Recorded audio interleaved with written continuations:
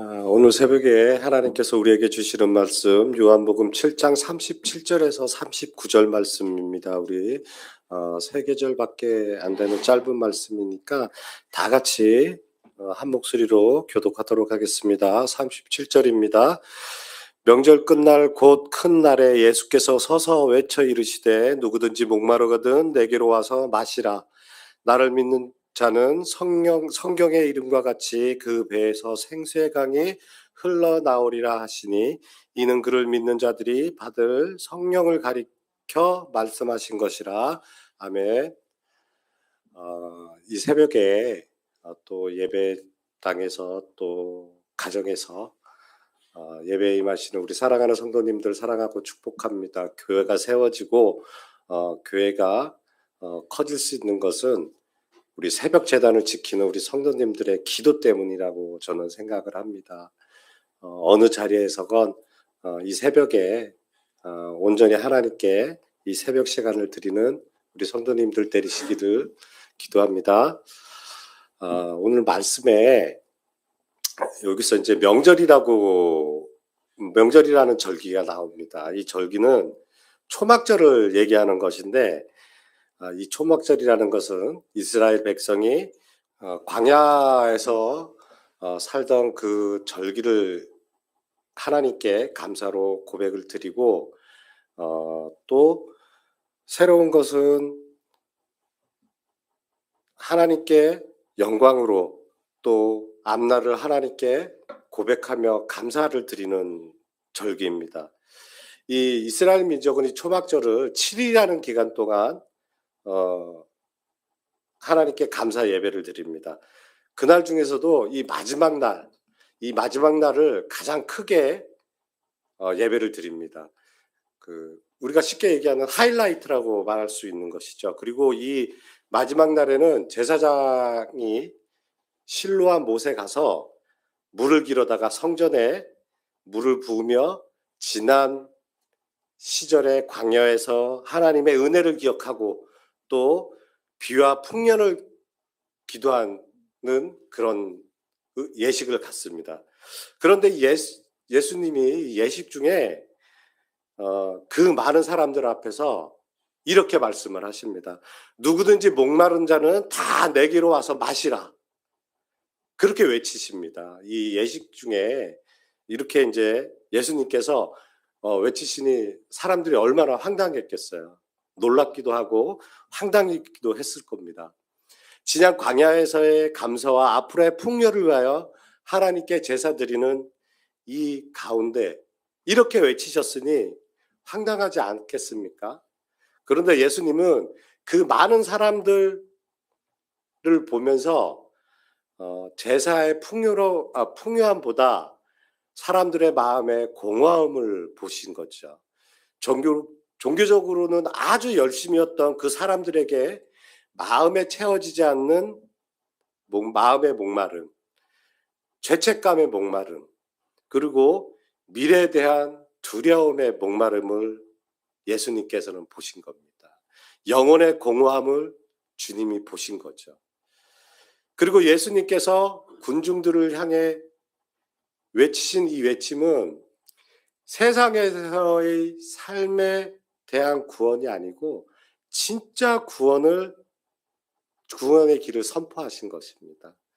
우리 37절 말씀에 서서 외쳐라고 말씀을 하고 계시는데 예수님은 조용하게 말씀하지 않으셨어요. 서서 외치셨습니다.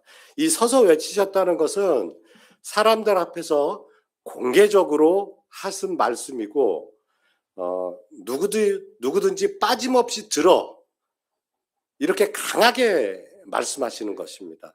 이것이 바로 예수님의 마음이신 거죠. 소극적으로 말씀하지 않으셨어요. 그리고 이렇게 강하게 말씀하신 데는 이유가 있습니다. 나는 너희가 생명을 얻기 원해. 그러니 영생할 수 있는 방법을 알려줄게. 예수님께서 얼마나 안타까우셨으면 서서 외치셨겠습니까? 그리고 누구든지라고 하는 것은 아무 조건 없이 누구에게도 다 주신다라고 말씀하시는 겁니다. 유대인뿐만이 아니고 죄인들도, 또 상처받은 자도, 실패한 자도, 지친 자도 다 내게로 와. 내게로 오면 너희에게 다 베풀 거야. 그렇게 말씀하시면서 구원으로의 초대를 하십니다. 사람들은 세상 속에서 살면서 사랑을 찾아도 목마르고, 돈을 가져도 목마르고, 성공해도 목마릅니다. 이렇게 관계 속에서 우리는 공허함을 느낄 수밖에 없습니다.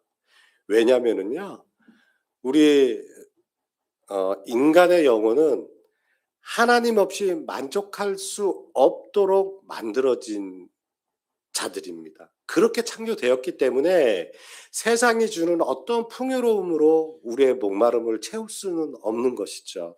이렇게 목마른 자가 이 목마름을 해결할 수 있는 방법은 내 목마름을 인정하고 예수님께로 나아가는 길밖에 없습니다. 그래서 예수님은 세상으로 가라, 너희 세상으로 가라, 이렇게 말씀하지 않으셨었어요. 내게로 오라고 말씀하시는데, 이것은 내게로 오라는 것은 종교도 아니고 사람도 아닌 바로 예수님 자신이라는 것이죠. 그러시고 또 이렇게 말씀하셨습니다. 우리 38절 다 같이 한번 읽어보실까요? 38절 시작. 나를 믿는 자는 성경의 이름과 같이 그 배에서 생수의 강이 흘러나오리라 하시니,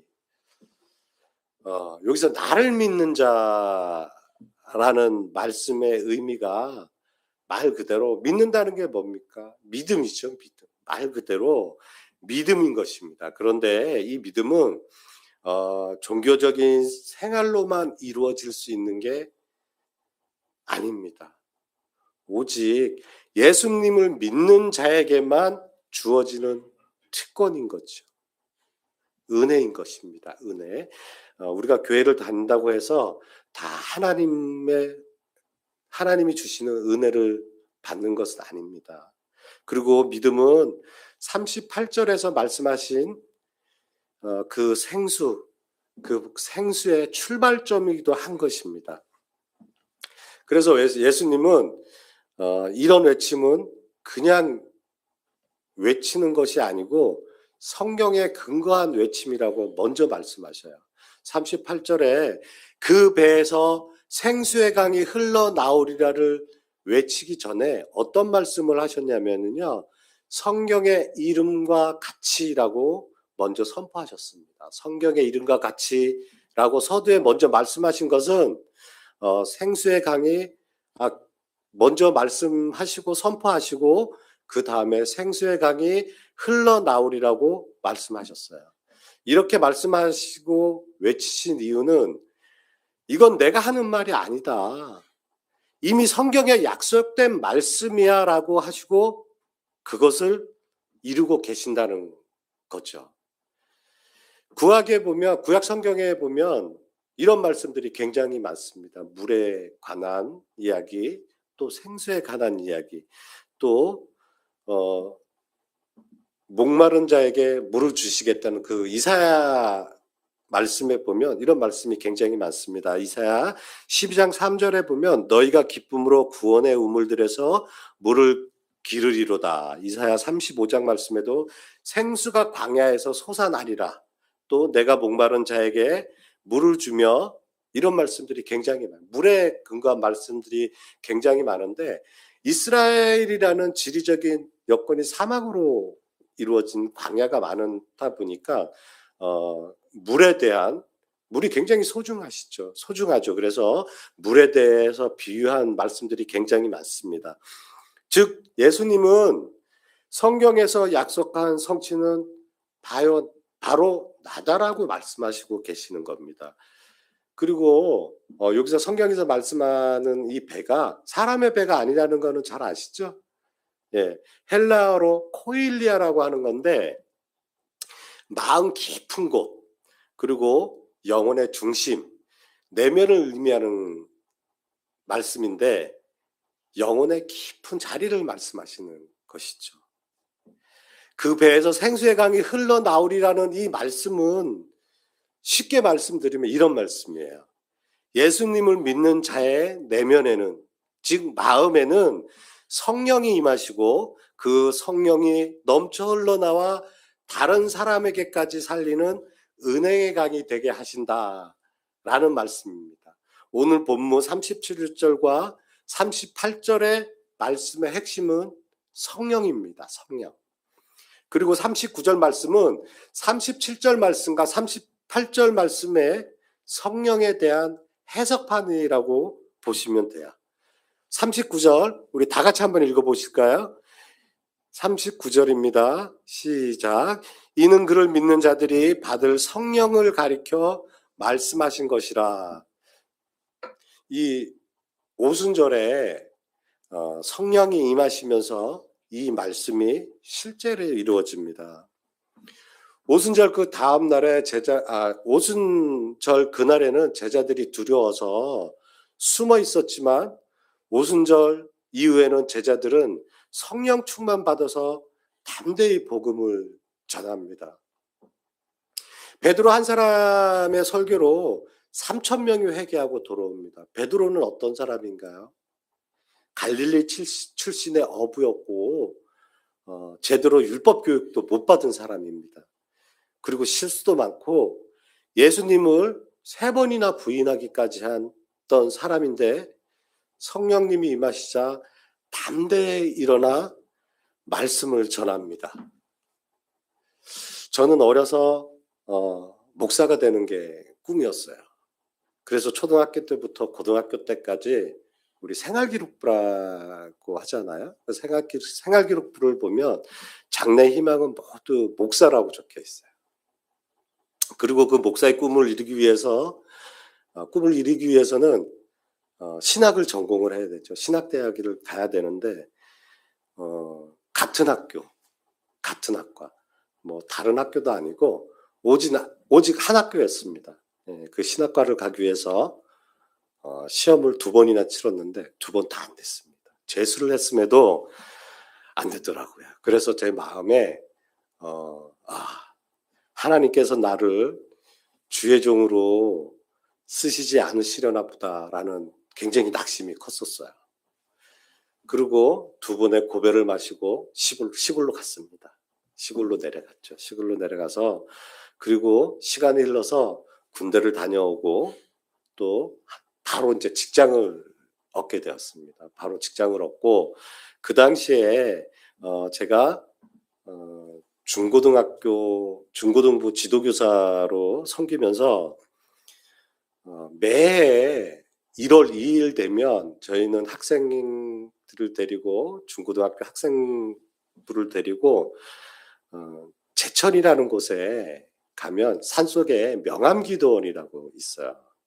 저도 이제 젊어서도 이제 그 기도하러 사실 많이 갔던 곳이기도 한데 이 아이들을 데리고 그 기도원에 기도를 하러 갑니다. 1월 2일 날. 2년차 때 일이었는데 이 집회는 청소년들을 위한 집회가 아니고 기도원 부흥에 참석하는 거예요.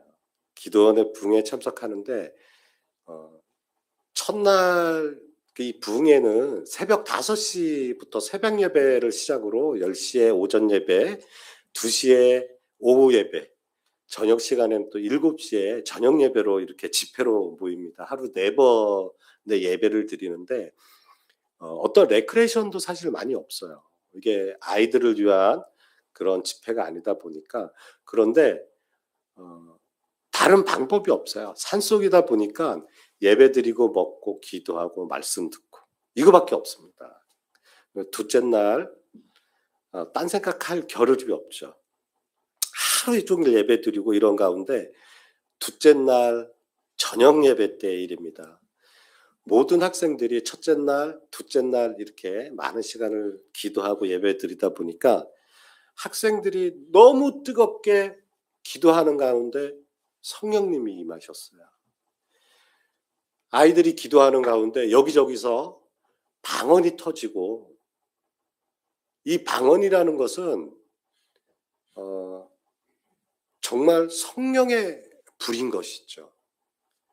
우리 정말 너무 뜨겁게 기도를 했습니다. 그리고 이 불이라는 게 어떻습니까? 번지잖아요. 그렇죠? 이 예배를 마치고 난 후에 간증하는 시간이 있었어요. 36명의 아이 모두가 방언의 은사를 다 받았습니다. 정말 놀라운 일이죠. 그런데 그 와중에 방언의 은사를 받지 못한 한 사람이 있었습니다. 누구였을까요?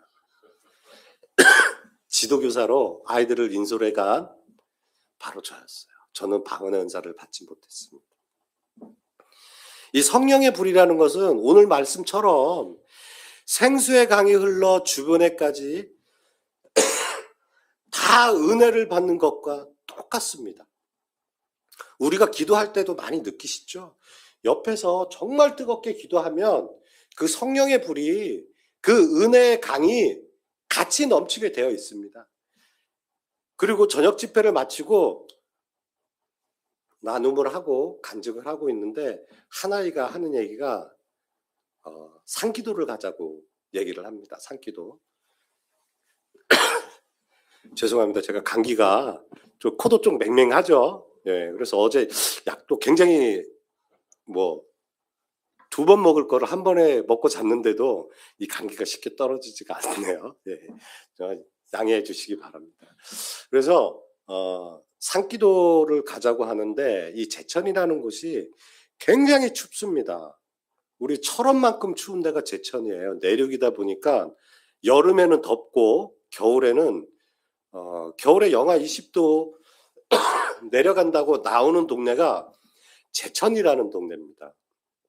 그리고 이 제천 중에서도 산 중에 산으로 들어갔으니 얼마나 춥겠어요. 그래서 1월 달에 그 밤에 10시가 넘은 시간에 산기도를 가자고 하는데 저는 정말 가기 싫더라고요. 근데 이 아이들은 성령의 불이 임했으니 얼마나 뜨겁겠습니까? 그래서 가기 싫었는데 올라갔습니다.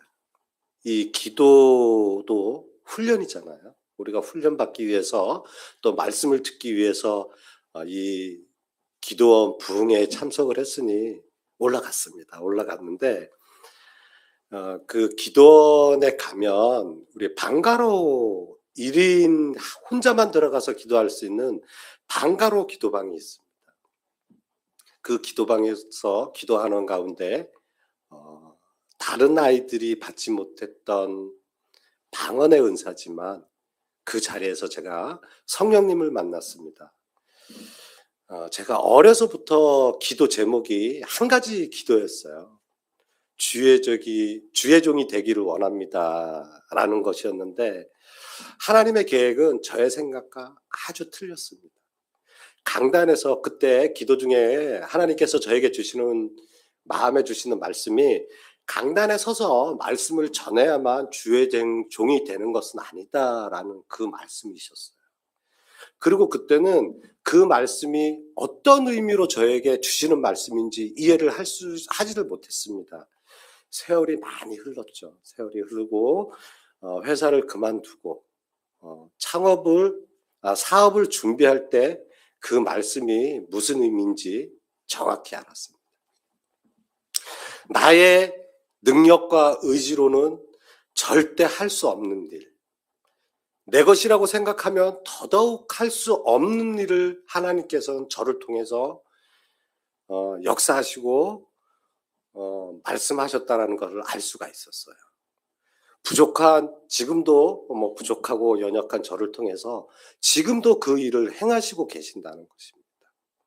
제가 내 것이다, 나의 능력이다라고 생각하면 아마 아까워서 못하고 있을 수 있을 거예요. 그런데 하나님께서 너가 낫다라는 것을 먼저 보여주십니다. 그리고 순종할 수밖에 없는 길을 열어주셔요. 그게 제가 받은 하나님이 계획하신 저의 삶의 길이였던 것 같습니다. 사랑하는 성도 여러분, 우리가 목마르거든 다 내게로 와. 그 배에서 생수의 강이 흘러나오게 할게. 이 말씀을 다시 한번 기울여 보시기 바랍니다. 우리 가정이, 우리 교회가, 또 우리 직장이 나를 통해서 생수의 강이 흐를 수 있게 된다면 그보다 더 큰 하나님의 축복과 하나님의 은사가 어디 있겠습니까? 우리가 말로 구하는 은사, 축복, 주세요, 주세요 하는 것은 이루어짐보다 느낌의 만족감일 수도 있어요. 그러나 나를 통해서 샘물같이 흐르고 또 강같이 흐르는 그 은혜의 축복은 하나님이 나에게 주시는 가장 큰 은사가 아닐까 싶습니다. 자, 우리 이 시간 기도하실 때 정말 간절히 기도하기를 원합니다. 뜨겁게 기도하기를 원합니다. 37절 말씀 붙들고 기도하겠습니다. 누구든지 목마르거든 내게로 오라. 세상 속에서 사랑을 찾아 헤매도 돈을 가져도 목마르고 성공해도 목마른 삶을 살고 있는 우리에게 예수님께서는 목마르거든 내게로 오라고 말씀하십니다. 외치십니다. 나는 너희가 생명을 얻기를 원해. 생명을 얻기를 원해. 영생할 수 있는 방법을 알려줄게. 그렇게 말씀하시는 예수님의 말씀을 들으시며 소망하시기를 원합니다. 나의 공허함은 무엇입니까? 이 시간 기도하실 때 나의 공허함을 채울 수 있는 것은 오직 주님께만 있음을 고백하시고 순종하며 주님께 더 가까이 나아갈 수 있도록 믿음과 순종을 허락하여 주옵소서. 주여 한번 부르고 기도하겠습니다. 주여, 자비로우신 하나님 아버지, 목마른 자를 부르시는 주님의 음성을 오늘도 듣게 하시니 감사합니다. 우리의 영혼이 세상들 것보다 채워지지 않는다는 것을 고백합니다. 성공으로도 물질로도 사람의 위로도 해결할 수 없는 깊은 갈증이 우리 안에 있습니다. 주님께서 나아가게 하옵소서. 주님께 나아가게 하옵소서. 다른 곳을 헤매지 않게 하시고 주님 앞에 엎드리게 하옵소서. 주님, 생명의 근원 되시는 주님께서 우리의 메마른 심령에 성령의 생수를 부어 주옵소서. 상한 마음을 치유하여 주시고 지친 영혼을 새롭게 하시며 낙심한 심령의 소망을 부어 주옵소서. 주님께서 나아가는 믿음을 주시고 주님 안에 오는 은혜를 주시며 주님으로 믿어 만족하는 삶을 살게 하옵소서. 오늘도 주님의 이름을 부릅니다. 주님, 기도합니다. 아버지 하나님의 간구하니 아버지 하나님 생수의 강이 흐를 수 있는 내 마음의 영혼이 되게 하여 주옵소서. 주님 이끌어 주시고 생수의 강을 맛볼 수 있는 성령의 불을 내려 주옵소서. 주님 기도합니다. 주님 기도합니다. 다시 한번 말씀 붙들고 기도하겠습니다. 나를 믿는 자는 성경의 이름과 같이 그 배에서 생수의 강이 흘러나오리라. 이 말씀을 믿고 순종하기를 원합니다. 예수님을 구주로 받아들이고 의지하며 따르는 믿음이 우리 안에 충만하기를 소망합니다. 이 시간 38절 말씀 붙들고 기도할 때에 세상에서는 아무 보잘것없는 나이지만 그 배에서 생수의 강이 흘러나와 성령 충만 주시겠다는 약속을 붙들고 또 나를 통해서 다른 사람들까지 살리는 생수의 강이 되게 해달라고 주여 한번 부르고 기도하겠습니다. 주여, 생명의 근원이 되시는 하나님, 주님을 믿는 자의 배에서 생수의 강이 나온다고 약속하신 주님의 말씀을 붙듭니다. 메마른 우리의 심령에 성령의 담비를 내려주옵소서. 겉으로는 괜찮은 척하지만 속은 갈라지고 땅처럼 갈라지고 지쳐있는 우리의 중심을 주님께서 아시오니 오늘도 생수 되시는 예수 그리스도를 우리를 채워주옵소서. 주님, 우리 안에 고여있는 물이 아니라 흘러가는 강이 되게 하옵소서. 은혜가 내 안에 머물고 썩지 않게 하시고 사랑이 내 안에 거치지 않게 하시고 용서와 위로가 나를 통해 흘러가